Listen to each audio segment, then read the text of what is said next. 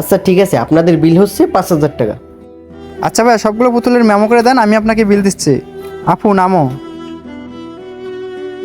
এই যে ভাইয়া আপনার টাকা। ঠিক আছে, এই মালগুলো প্যাক করে দাও। আপু চলো। ভাইয়া একটু দাঁড়াও।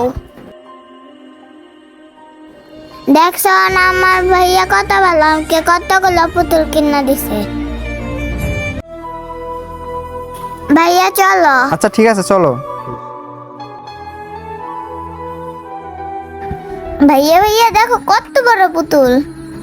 ভাইয়া আমার না অনেক দিনের শখ এরকম একটা পুতুল কেনার। ভাইয়া আমার এই পুতুলটা নিয়ে দাও না, আমার এই পুতুলটা অনেক পছন্দ হয়েছে। এটা না নিয়ে ওইখানে দেখ কত সুন্দর সুন্দর পুতুল, ওইখান থেকে একটা নিয়ে, আর এটা তো অনেক দামি।